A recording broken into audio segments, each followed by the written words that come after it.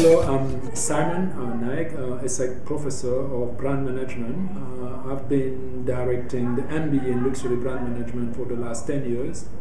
I'm also the chair professor of diversity and leadership at ESSEC. Now I've been working on this specific sector of luxury and branding. This is very important.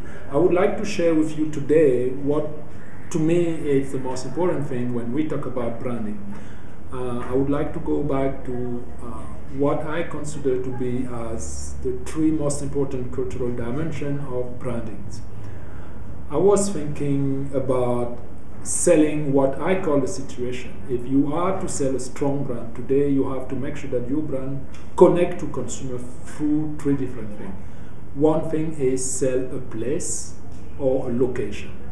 That's what I'm calling a place. To give you an example, I will be talking about Burberry or Ralph Lauren or even Evian, which is a water brand, which is actually selling a specific location, which is the French Alps, which we could relate to Olympus and the gods. And Burberry and Ralph Lauren selling specific countries, which are the Britishness or the Americas. Again, this is going to make people dream. Now, to link it with hospitality, I think it's really important because nowadays we are really branding specific location. Remember what just happened when we were talking about the Olympics.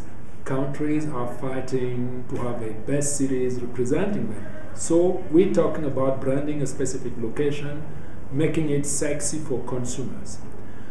The second thing I would be talking about when we talk about branding is give a character to a product or again a city, a location. When we talk about character, I would give you a very nice example. We were talking about a company like Singapore Airlines, which at the end of the day is selling this Asia. Again, very important view of the service, which is different from the European view of service. And I was also thinking about my good friend of Lufthansa, who are basically selling something which is efficiency, seriousness, and at the end of the day, which is very German, very serious. Again, you see the character, which is most of the time people forget to mention, is that branding is a character, like a human being, a persona, on top of also being a location. And finally, the third dimension, when you're dealing with branding, we're selling a knowledge. When I'm saying knowledge, I'm meaning mastering a specific knowledge, a specific material. What you're basically telling me again is, I will allow you to master a specific relationship with any nature. Think about watch business. I master time. Therefore, I would be selling specific mechanism which allow me to master time.